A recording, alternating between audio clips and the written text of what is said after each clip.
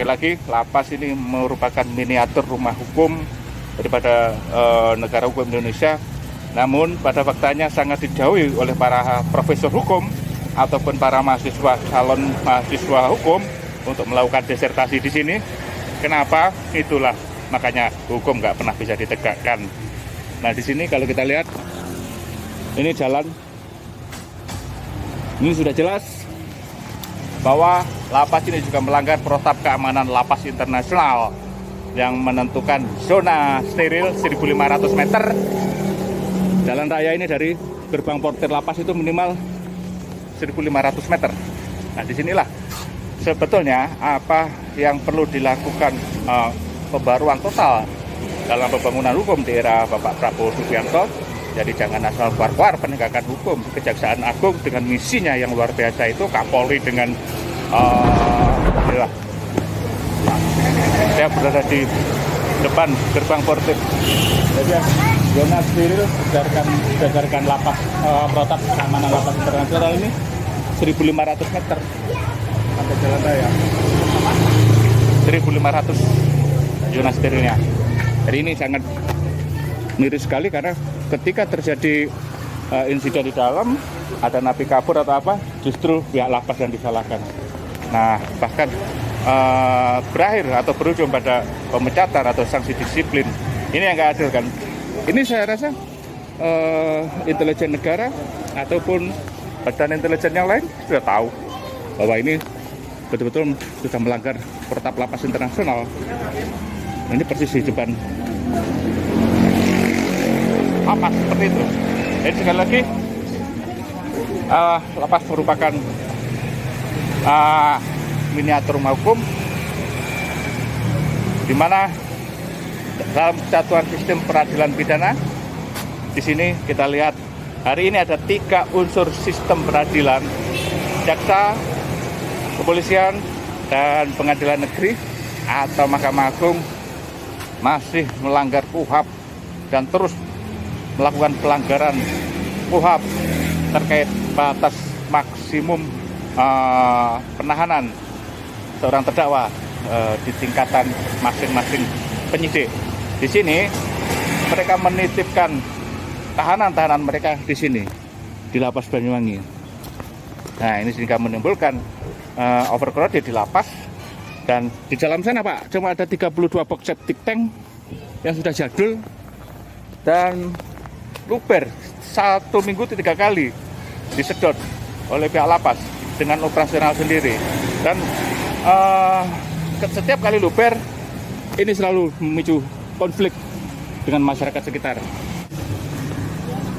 Nah, di dalam sana ada 32 box septic tank yang sudah jadul dan tidak sebanding dengan jumlah tinja lapas yang hari ini sudah mencapai 6,5 ton per bulan. Nah, ini kalau luber ke sini ke permukiman sudah 4 kali terjadi konflik dengan masyarakat. Selama saya menjadi ketua NAPI 2015 sampai dengan 2021 dengan jumlah WBP overcrowded 400%, 1113 waktu itu ya. Ini jumlah atau produksi tinja segar lapas itu 6,5 ton per bulan. Nah, ini sekali lagi dari pihak kejaksaan, dari kepolisian dan Mahkamah Agung, kalau terus melanggar KUHAP dengan cara menitipkan tahanan mereka ke sini sebelum batas maksimum penahanan terpenuhi, maka ini perlu ditindak. Jangan sampai lapas ini menjadi lembaga septic tank pengolah tinja gitu aja. Nah, sekali lagi, inilah Lapas Banyuwangi, miniatur rumah hukum dari negara hukum yang berasaskan hukum, yang menempatkan Pancasila sebagai sumber dari segala sumber hukum. Jadi sekali lagi, aparat penegak hukum yang seharusnya menegakkan hukum, di mana Pancasila merupakan sumber dari segala sumber hukum. Nah, di sini mereka menegakkan hukum dengan cara-cara yang melanggar hukum.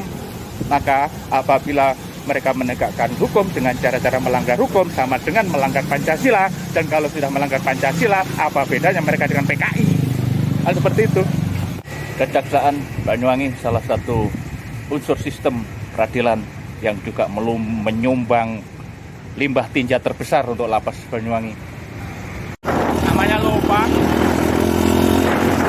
Pakai helm.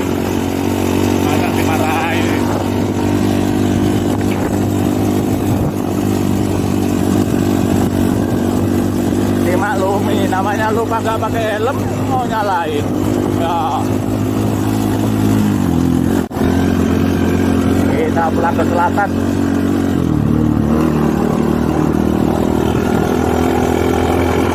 Jadi Lapas Banyuwangi ini merupakan miniatur bangunan hukum dari negara hukum bernama Republik Indonesia tercinta ini. Di Lapas Banyuwangi bermukim saksi dan bukti, bermukim para korban mafia hukum, bermukim para kambing hitam hukum, bermukim para korban kolaborasi arsitek antara penegak hukum yang mampu membangun konstruksi hukum dan mampu membuat seseorang menjadi bersalah dengan alat bukti yang mereka hadirkan di persidangan. Di Lapas Banyuwangi pula berkumpul tumpukan tinja-tinja hasil industrialisasi hukum antara aparat penegak hukum. Dan dalam sistem peradilan pidana, kita melihat Lapas Banyuwangi ini selama ini memang menjadi satu unsur yang selalu dibully dari 3 unsur lainnya. Karena apa? Kalau polisi, jaksa, hakim, mereka punya orang-orang setingkat menteri hierarkinya, maka Lapas hanya punya hierarki setinggi dirjen saja waktu itu. Sehingga apa? Begitu mudahnya polisian, kejaksaan, dan Mahkamah Agung ini melakukan pelanggaran KUHAP dengan cara menitipkan tahanan-tahanan mereka ke Lapas Banyuwangi sebelum batas maksimum penahanan di tingkat penyidikan masing-masing itu habis. Dan ini jelas-jelas melanggar pasal KUHAP. Kita lihat bagaimana letak daripada bangunan Lapas Banyuwangi ini sangat jelas melanggar dari protap keamanan lapas internasional yang menetapkan zona steril sepanjang atau radius 1.500 meter dari jalan raya sampai dengan gerbang portir. Namun hal ini tidak diindahkan dan beberapa kali terjadi insiden termasuk napi kabur dan segala macamnya. Nah, ini justru pihak lapas atau pejabat lapas yang disalahkan, disanksi disiplin, bahkan dipecat. Ini kan namanya sinting ini namanya. Ya, kita lihat